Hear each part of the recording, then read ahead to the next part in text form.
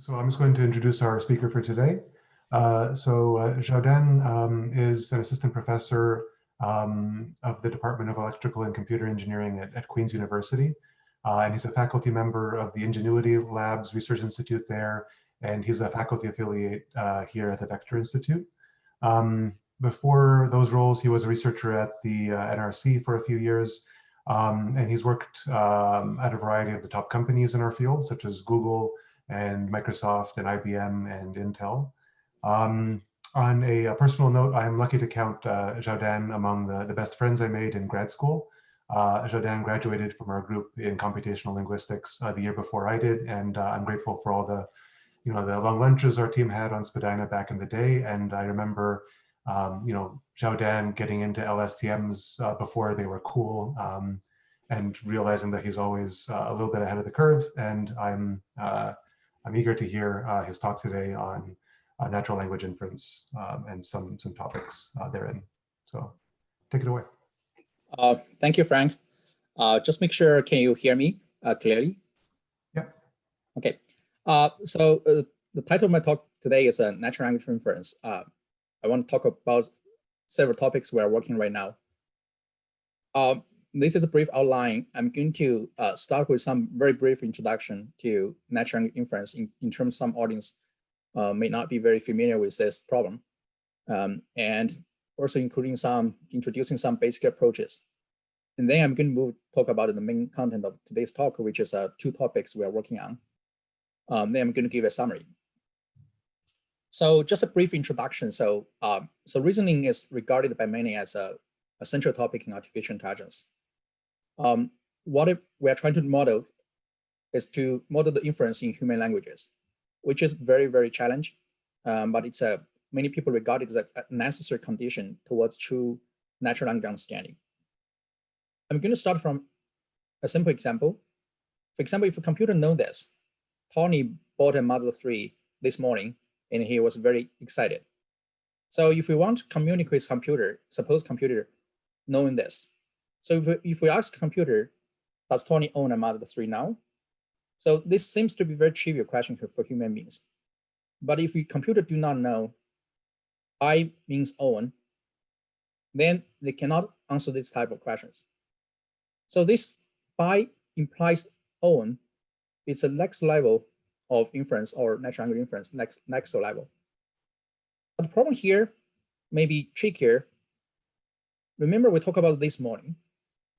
So if you talk about bought a Mazda 3 a year ago, or 2 years ago, or 10 years ago, so the answer may be different, right? So that means maybe, and in many situations, the common sense play a lot of role over here. I'm going to give another example. So here we have a premise sentence. Starting new research into mobile phones suggests they can reduce a man's sperm count up to 30%. And we have a hypothesis sentence here. So the question is whether the premise here implies a hypothesis over here or not. So the definition of natural language inference is, I just take the definition from Ido Dagan, who has worked on this for a long time, is we say that P entails H if typically a human reading P would infer that H is most likely true. So from here, you can say the natural language inference is a type of informal inference, which is different from like formal deduction. So we're not, even it's intel, P entails H, it's not 100% to be true, right? So, and another thing I want you to know at the beginning, it's like we can say there's it's also involved many things. There's many variabilities of the expressions, and also it involves model like a may here. So it's the example here show it's different from formal deduction. But again, human beings use this every day. So it makes a lot of sense if computer can model this. So again, this example is from Manning's 2006 paper. In that paper, he argued like if we want to search some, for example, if somebody wants to search this, use this as query to search Google or probably search some medical journal. or medical documents, probably you should return the document which talk about this. But if the computer do not know the entailment relationship, they probably won't suggest this, right? So again, I think Manning calls this retrieval plus plus. Basically, it suggests like at least one application of natural language inference is to enhance some specific search. There are many applications we can think of if computers can understand the inference in natural language. For example, it can be used for fact verification, which actually has already been used in the recent benchmark evaluation. NLI has already been used in factor verification. And it may also help to solve reading comprehension QA, retrieval, dialogue modeling problems, even summarization. So the reason I think it's in the near future, if simpler problem is solved, I think many hard, long-tailed problem will benefit from the capability of computers in understanding inferences. There's some challenges over here, many challenges.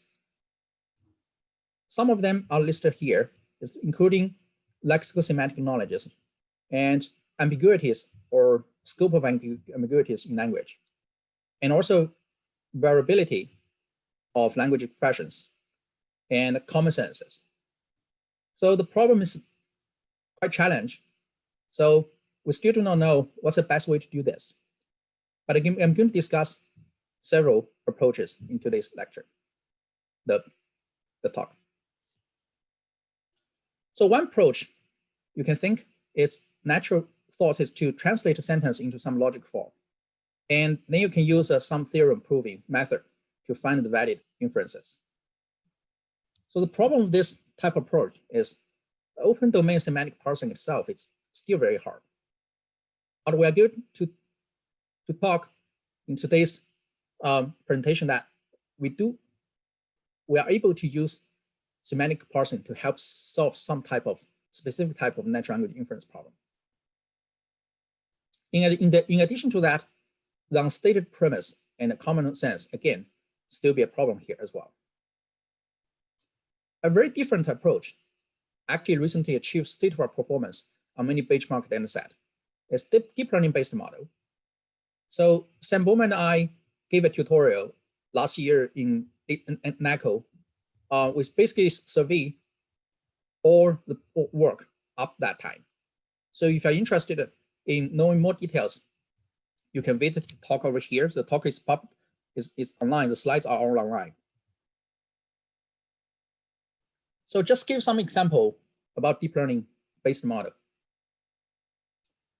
So at the beginning, when we start research these problems, which is 3 or 4 years ago, we use RSTM. We build both sequential model and tree models for this. So those models actually now it's a quite standard baseline used in this field. And more recently, people start to use transformer or other pre-trained based model and achieve even much better results. And also, I want to mention some efforts has been made to incorporate external knowledges. Again, transformer and the pre-trained model can naturally incorporate some external knowledges. But remember, there's many database or knowledge base available. So in addition to using pre-training, it's interesting to incorporate other type of external knowledges in like common sense knowledges here. So I also want to mention some interesting work which use deep learning not only for natural language inference, but also for formal logic entailment recognition. So a reason I want to mention this type of work is for 2 reasons. So the motivation for this work is to help understand 2 questions. Can neural networks understand a logic formula to detect entailment? And if they can, so which architecture are the best? So one of their conclusion, I think it's interesting and worth to mention here, is they conclude that the structure of input, if the structure of the input is reliable, again, for this case, the structure is readily available. And if structure is central problem for your task, like here, structure is central problem, so that explicitly explore your structure, like use tree-based model, outperform models, which must implicitly model the structures. So I think this is a very interesting findings that may relevant to natural language inference, because even so far, remember we built some tree-based model. It only barely improved performance slightly. But again, so if some days, if most of the easy problem solved, probably structure is going to play more roles, especially if you believe language is not just a sequence. Language has structures. So this is a very brief introduction about natural language inference. I gave 2 examples, and then we'll talk about 2 typical type of basic approaches. So based on that, I'm going to talk about some topics we are working right now. One direction we are working is to trying to extend the framework to perform inference over structured and unstructured data. Because nowadays, when we talk about big data, we actually face two typical type of big data. One is structured data, like database. One is unstructured data, like just text. And between them, there's semi-structured data, like many HTML files, for example. If you just get the source code of HTML file, you can see like it's semi-structured, right? With those annotations, those tags. So this is the first topic. We want to extend the model to model different type of models to perform inference over different type of models, different type of data. And the second direction we are working on is not to extend the model to work on different type of data, but extend the model to try to benefit the 2 worlds. One is neural networks. The second is like a logical-based model. Our motivation is basically to keep the backbone of inference, use some logic formalism. So in that way, the model by design has some explainability. But at the same time, we want to leverage the very powerful capability of neural networks to enhance those type of logical-based model, to make it more robust. So I'm going to talk about these 2 topics today. So I'm going to go through the first topic. Again, our motivation is like we are facing 2 major type of data. One is unstructured data, the other is structured data. So how to perform inference over these 2 type of data? So I think it's have many applications. If we can do this, we can validate some statements true or not based on the table. We can do many different type of things. For example, to detect fake news. That's just one example. So, but another reason this task is very interesting to us is also because the problem, by definition, it involves both natural language inference and the discrete operations, like symbolic operations performed over tables. For example, count and max. Then the question is how we can find a very effective model to model this type of problems. So we propose models called program enhanced factor verification with verbalization and a graph attention network. So the work is just accepted into this year's EMLP. So basically the problem is defined as follows. So we have tables and we have some statement. We want to detect whether this statement is supported by this or entailed from this or is refuted. So basically for this problem, it's a binary classification problem. Here are some details. So to perform this task, computer should be able to do some symbolic or some mathematical operations over the table. For example, take the max or filter some rows, right? So the key problem is how to effectively incorporate those kind of operations with the natural language inference framework. So basically, there's 2 types of baseline approaches. The first is like a neural network-based models, which just, for example, you can linearize a table, and you can concatenate the table the linearized table with statement. And you can put this, feed this into neural networks. And then the neural network can do classification for you. So the advantage of this type of model is they can leverage the very strong performance of neural networks for representation learning. And it can leverage external knowledge from like a pre-trained model. And usually it generates very well. And there's another approach which use program execution. Basically, based on the statement, you can semantic parse the statement, and then use the passed results, which is some logic form. And then you can execute those logic form from table to see whether you can get true results or false results. That's going to help you to make judgment whether this intel is refuted. So the strong point of this is it can manipulate the program execution to, if the program is right, though they can definitely get the correct results. But again, it's inherit the drawback of the logical-based model, which is quite fragile to noises. That means the programs you got, it's probably not a correct program. So the question is whether we can and how we can incorporate those two parts. So how to accumulate evidence from program execution? So where to be useful and how useful and how to handle them, and whether this process is sensitive to program selection because you need to select the good programs to execute them. So how program execution can be effectively combined with a pre-trained language model, and how to weight or select useful programs to obtain the semantic relevant one, because some programs are not correct, cannot be executed to the result you want. So this is a framework of the proposed model. Again, it looks like a little bit complicated, but actually it's not. So it's only have three components. The first component is to select the right programs. We have statement, we have table. We run the parser over the statement, we get some logic forms, like this logic form. And so this is a program selection. Once you get the parser, there's many potential program can be run.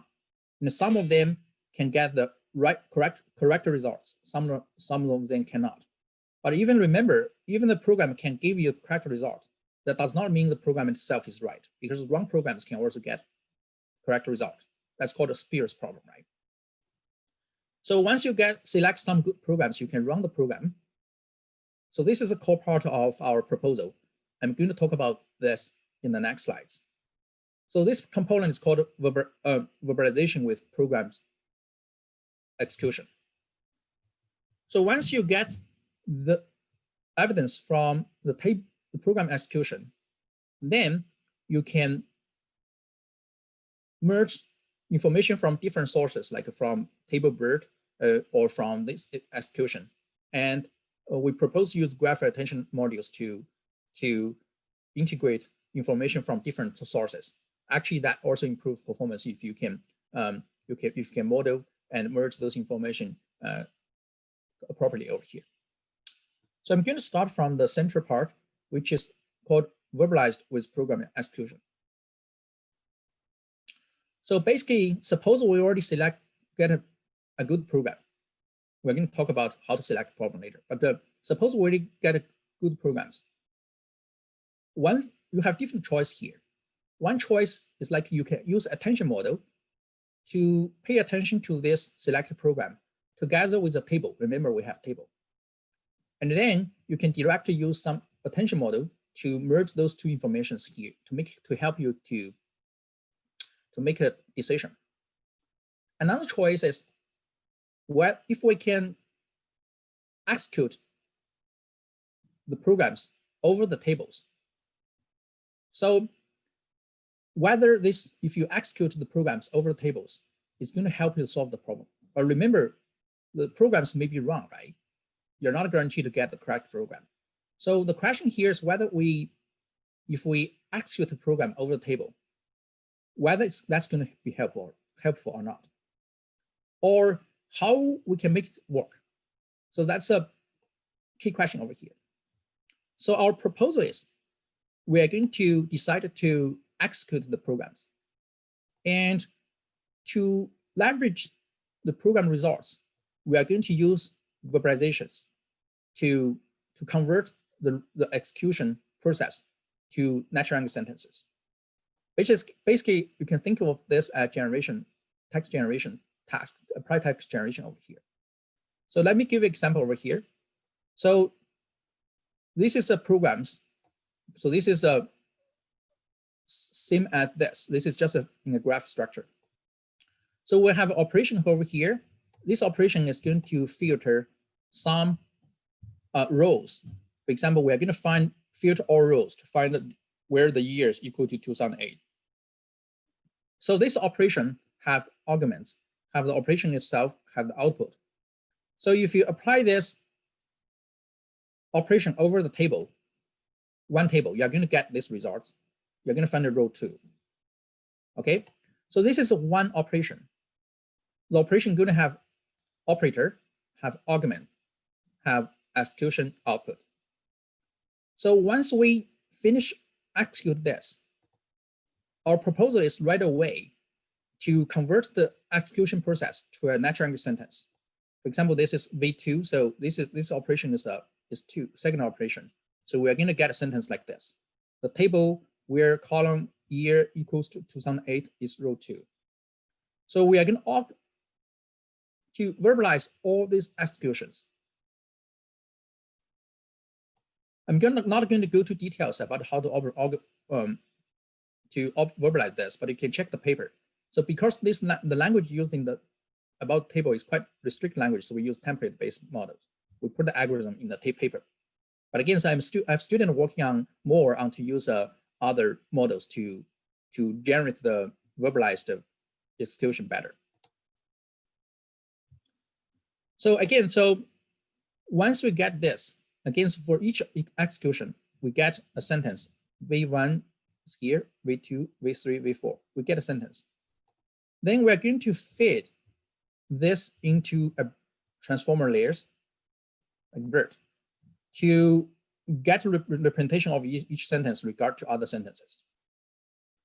So once we have done this, we are going to get V1 prime and the Vn prime. In our case, we have V4 prime over here. So we're going to get this and put them back to the structure of the tree structure over here. So now we're not having the original V1 to V4. We have the version that already consider other sentences by using a BERT. So we put V1 prime, V4 prime, V2 prime, V3 prime over here based on the structure of the program. And then we also put another nodes here, other nodes here, like entity nodes. Basically, it's arguments of each operation. We also use table BERT. Remember, table BERT is one of the baseline we mentioned. Just concatenating the table with the statement. So we make a node from there. So we constructed this network. Basically, we want them to communicate with each other within the 3 green nodes and within among different nodes. So we use a graph attention network to do aggregation over this framework, over this graph. This is some details. I'm not going to go to details. And finally, the judgment is going to make based not only on the program execution, but also the original table BERT. So the key idea here again is we want to show whether program is going to help or not. And to leverage the powerful pre-trained model, we want the program output and the statement to be in a format that can leverage the pre-trained model, which have 2 sentences, right? Like in BERT, you predict next sentences from the previous sentences. So if you want to use that, we have to somehow convert the execute result to some natural language sentence. So that's what the core idea why we want to use verbalization over here. So again, so using the the graph attention networks to combine all this different information together, we can show it's very effective in the result. So remember, we talk about the problem probably going to be sensitive to program selection. We need to select the good program to execute them. We cannot execute all programs. So we try many different models over here. Some are in the paper, some are not in the paper. So we try tree models, different type of model over here. But we find it very useful here is a loss function. So when we select the programs, instead of use coarse entropy, we use a marginal loss. Again, we try to enforce some margin between what we call label inconsistent program and a label consistent program. Again, the definition of label consistent program is the program which can always be executed to get the correct labels, even the program may be wrong. And the label inconsistent program are those programs which cannot be executed to get the correct label. So again, let me repeat. So label consistent programs are those programs which can be executed to get the correct label. Even some programs themselves are not correct. So we enforce a margin between those two types of programs to give some credit to all positive consistent program, label consistent programs. So that actually work very well. So these are our results. So we test our models on a recently published paper, which is published by, I think, UCSB on iClear this year. So so they published the table factor task, which the definition I already just introduced, try to verify whether some statement is true or not based on the table content. So we basically, when we submit the paper, we get the best results on this data set on both simple test data and complex test data. In their data, they split the data to simple and complex problems. And the improved over previous model are roughly 3 points over here, roughly 2 points over here. So if you check our paper, you can find more details about the ablation studies, which components are help the model. So we have a ablation results to say how the effect of program operations.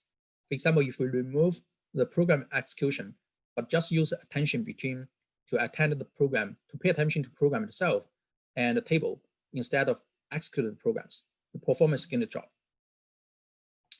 So we also investigate the graph attention model, how that's going to help if we do not have graph attention, but use other ways to combine the model, the different resources, the performance drops. And also try different program selection models. So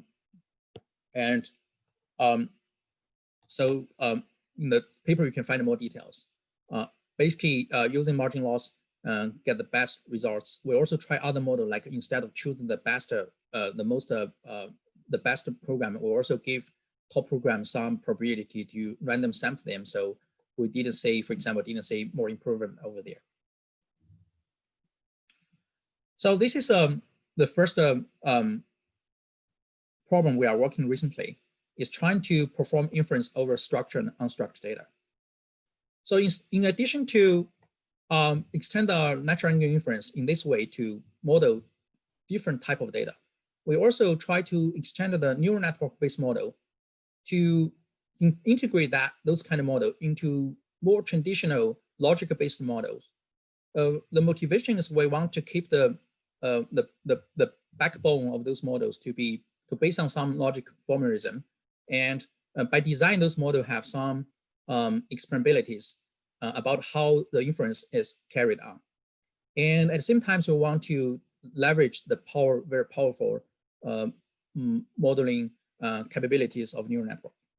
So this is just what I just said. So this is another topic we are working on. So our formalism, logic formalism we choose is the natural logic. So natural logic is it's a formal logic for deriving entailments between sentences. There's no explicit logic form. So again, so we talked before, like one way is we can convert sentence to some logic form. Natural logic try to avoid that, just to do the inference over the surface form of the parsing tree or the sequences. So I'm going to go to give some details very soon. So just remind that this is generally sound framework, but it's not complete. So the reason we want to do this is we want to explore some end-to-end training model to find a more robust solution. And what we want to leverage the power of neural networks to enhance the natural logic. For example, we know the neural network is very powerful for modeling lexical semantics and context modeling and also the aggregation process. But we want to keep the natural logic inference to provide information on how the inference is performed. So just very brief introduction about natural logic. So basically, natural logic is based on the original natural logic is based on monotonicity. So, for example, this sentence: a turtle moved. There's a upward monotone in this kind of context. If you change word to its hyperplane, like change from turtle to reptile, the entailment relationship is kept.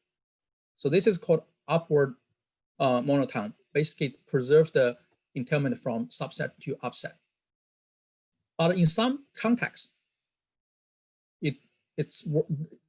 this is called a downward monotone, in which, like in this context, when there's the word no, when you replace the word from the superset to subset, actually you keep the entailment relationship. So this is just one example. There's many other examples for the downward monotone context. For example, the word rare, those kind of words can create those type of downward monotone. So in a formalism proposed by McKerney and M.Eng in 2009, actually extended those framework to include more relationship, not just up and down. They investigate the problem, and they found 16 relationship. It's important, but 9 of them is degenerate vacuous relationship. So they only keep 7 relationship. That's just really useful. So you can see their relationship, natural logical relationship. We have 7 categories over here. So couch and sofa are equivalents. Crow is forward entail bird, and European reverse entail French means French entails European. If we do not know context yet, there's a negation, there's alternation, there's cover, there's independence. So this is 7 relationship. So basically, we know, depending on context, the relationship can be changed. For example, we know cats entails animal. So that means animal and cats are reverse entailment. But if this happened in the context of no, as the example we gave before, or if it's a first argument of modifier the wall, like actually it's all animal entails all cat. Even without context, cat entails animal, but with context, all animal entails all cat. So that means in this context, the reverse entailment, it's going to be changed to forward entailment. And if we check these 2 words, so it's alternation, and these 2 words happening in the second parameters of second arguments of this quantifier wall. So if we check table here, this is input table. This is input relation. This is a relation after considering the context. So if we consider the context, so alternation is still the alternation. So the relationship between these 2 is still alternation. So if we want to find the relationship between this first sentence and third sentence, we have to one edits and the second edits. So the first edits consider the context already. It's forward entailment, and the second edits is alternation. So if we want to find the relationship between the first sentence and third sentence, we have to aggregate these 2 relations to get the final results. Okay, so this is the basic idea. So the aggregation follow this table. Okay, so basically there's 3 steps again. So the first step is what we talk over here. We can find the lexical relationship. And then we need to consider context to do projection, local context. And then we have to aggregate different edits to find the global relationship between 2 sentences. So the problem here have a hidden sequences over here. So basically, again, so you have relationship of this 2. It's a local relation. After projection, you get this. And then you're going to compose or aggregate your projected relation with the previous state, which is a relationship after consider all history. So now here history is here the history is easy, just the equivalence. So we combine them, aggregate them, and get this, and we keep going, aggregate this, aggregate with this, get this aggregate, let's get this, and this aggregate, let's get this. So we finally get the relationship of these 2 sentences, which alternation. You can use alternation to make judgment. This is contradiction because alternation is a type of contradiction. So we can say there's some hidden aggregation states, which we do not have training data for them directly. We only have training signal from the final sentence level relationship. So that means there's this spurious issues like you probably can make a right conclusion, but because of wrong reason. For example, if the model can choose to do this, they basically make a wrong decision about the relationship between all and all, think this is alternation.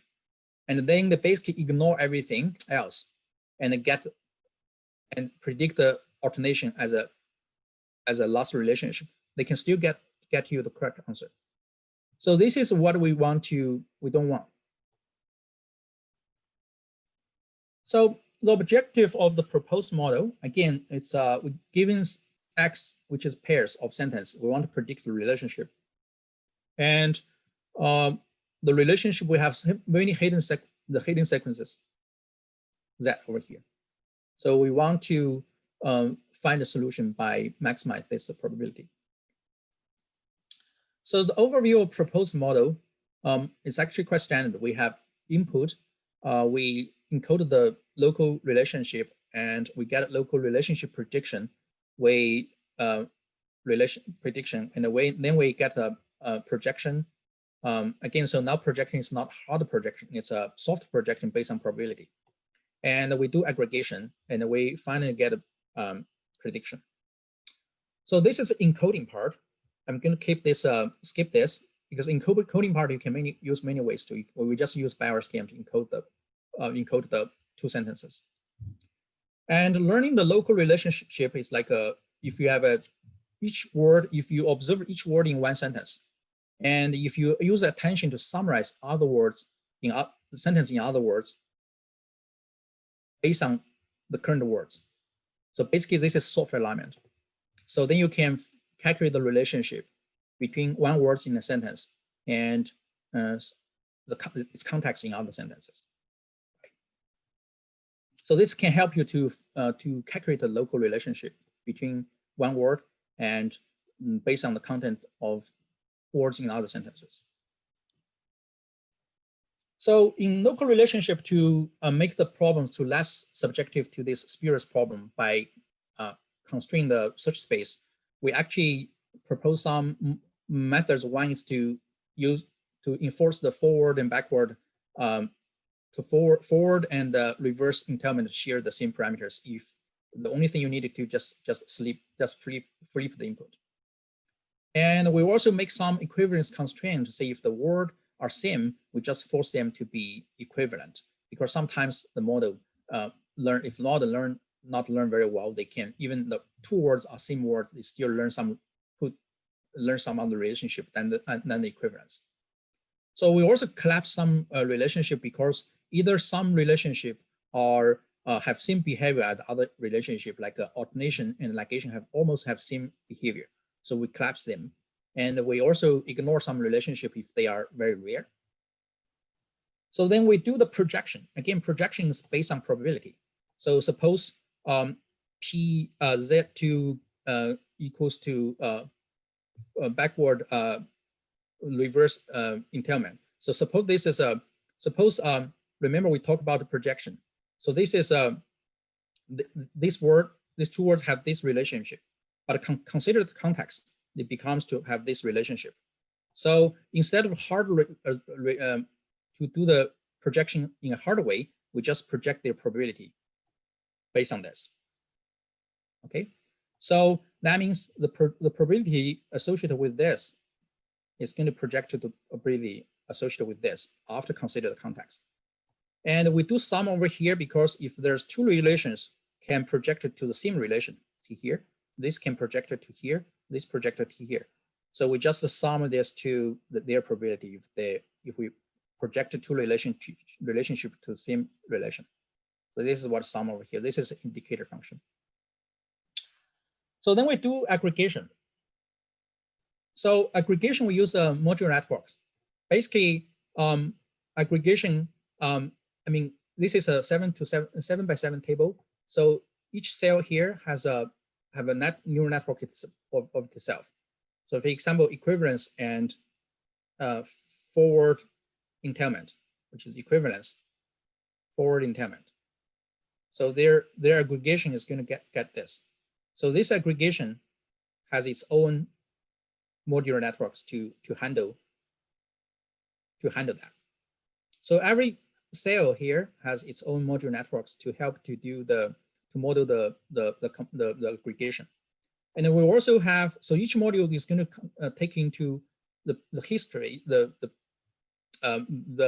hidden states aggregation result you already have from the last time step, and aggregate that with the information you got from the current step. So basically, it's here.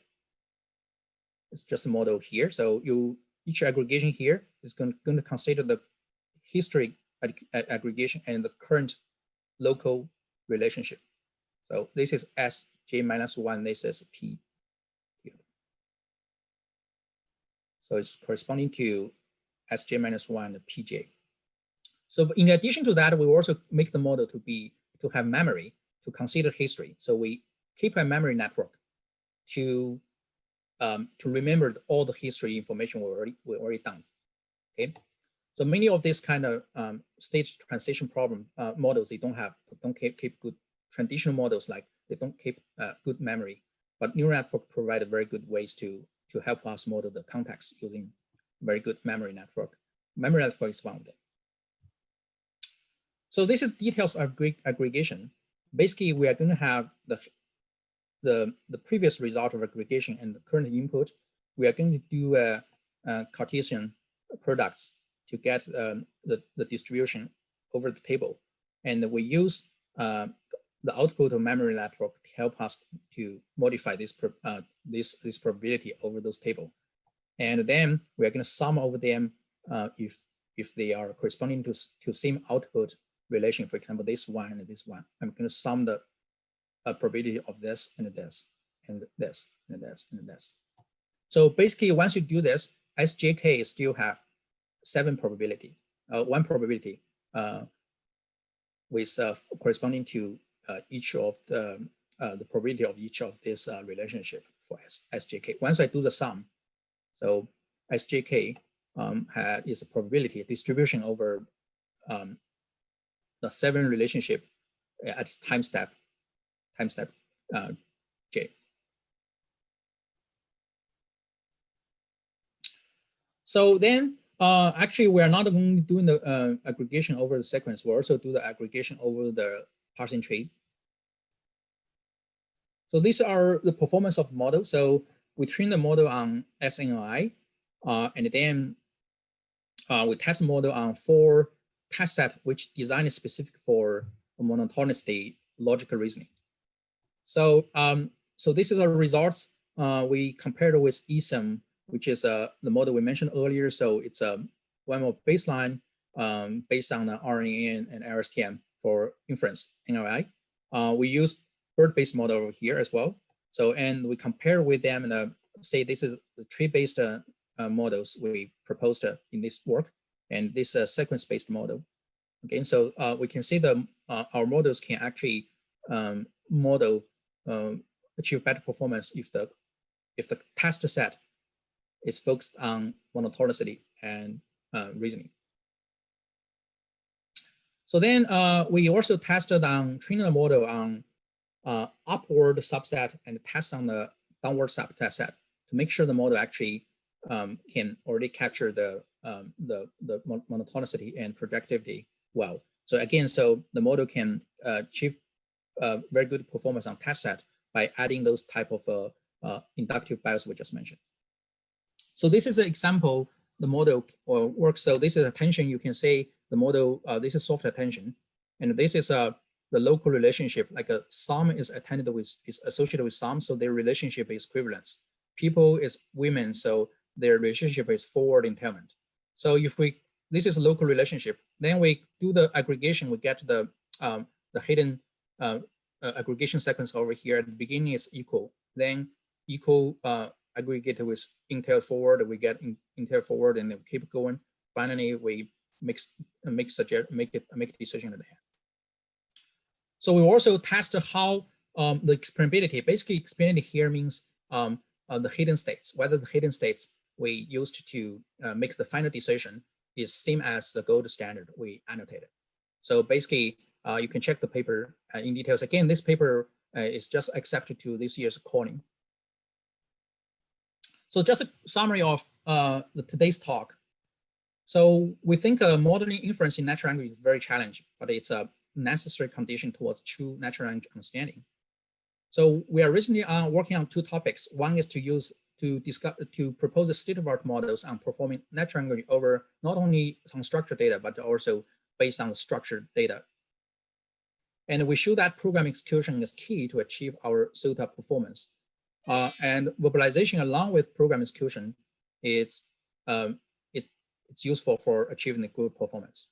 And high quality program selection is important. It seems that this problem is very sensitive to program selection.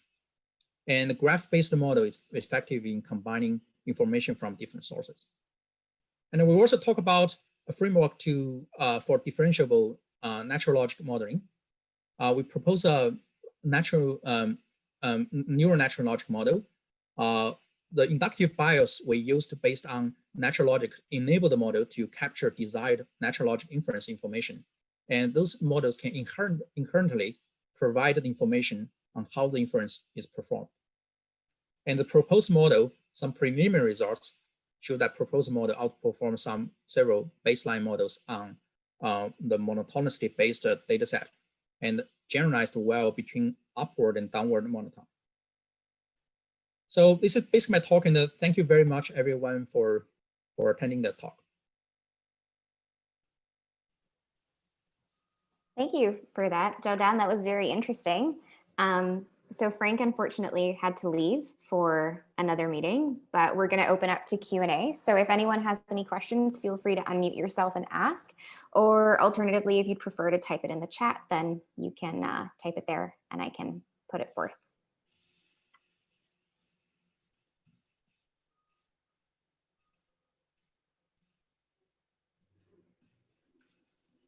Is it because Friday everyone is quiet? Sometimes after the first, right. Sometimes after the first question, we get a little more, you need one person to break the ice. I'll break the ice. I'll do it. Let's go. Let's do this. Thank you. Well, first of all, thank you very much. That was very interesting, and I certainly learned a lot, and I appreciated hearing about the work you've been doing. Thank you. Yeah, of course. I'm very interested in, and I'm going to get the terminology wrong, so please forgive me, but I'm very interested in the relationship between different entities in the superset subset relationship. When you're creating logical inferences, in that, I'm curious how you handle the case where generally, if something belongs to a subset of some higher level entity, you can relate that in sort of a one-to-one. You can say like, okay, great, this is a cat, it is an animal. Whereas if I say I have animals, therefore all animals, are you only looking in the cases where the statement being assessed belongs to that subset, or are you generalizing a set of ontologies, in which case how do you deal with the fact that it's potentially infinite? Because there's a whole smattering of things within that set. I'm not sure I understand your question. So your question is like, if you talk about animals or the all animals, then basically, again, so I want to clarify that. So the basic projectivity information we got is from the Stanford parser. So they create a nice parsers, which can, whenever you give a sentence, the parser can tell you the upward, downward monotones at each word position based on the context. So we did not change any things in that respect. So we basically just call the methods over there to get this information. But I just want to try to understand your question more. So I believe this not answer your question, but you want to restate your question? Yeah, absolutely. And I'm sorry. I'm trying to phrase something that I'm also trying to understand while I'm trying to phrase it. So thank you for your patience with me. So, okay. So in the situations you tested, you were testing provided statements and effectively fact checking them against existing knowledge. So in actually, I'm going to use the easier example you had earlier on. The reptile moves is, right, I think, a good one. And that is an upward monotone. They're perfect. A reptile moved and a turtle moved. So if you're given a turtle moved as the thing to fact check, but in your scope of known facts is that a reptile moved, you could determine that because a turtle is a reptile. It belongs to the set of reptile or of reptiles, right? My question is, how and where could a set be expanded to include more members? So for example, if I say a reptile moved and I wanted, instead of fact checking, to instead generate a list of all things that could have moved, for example, explicitly, how would we, or where would the definitions of that set live? Yeah, if I understand it correctly, so in natural language inference, both sentences are given. For example, you are given this sentence. So they give you this sentence as a premise, this sentence as a hypothesis. So everything is given in NLI, so two sentences are given to you. But if you apply this model for question answering, for example, you have database, or you have a knowledge base, which is our natural language sentences. And if you have query, you want to find whether this query sentence is entailed by some sentence in the database. So that can involve the problem you mentioned, like you have to find a path to search between to bridge your queries with the facts in your knowledge base. And that work is actually in a separate work, which I think a student, PhD student, graduated from Stanford, Eng. So his thesis, part of his work is on that, like to use the monotonicity or these natural logical models for question answering. Again, so in question answering, the search space, you have to figure out this search space problem. Okay, perfect. Thank you. Thank you. Are there any other questions?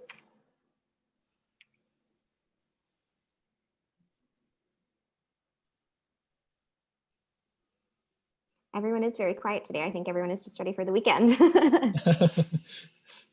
Good weather this week. Yeah, it has been unseasonably.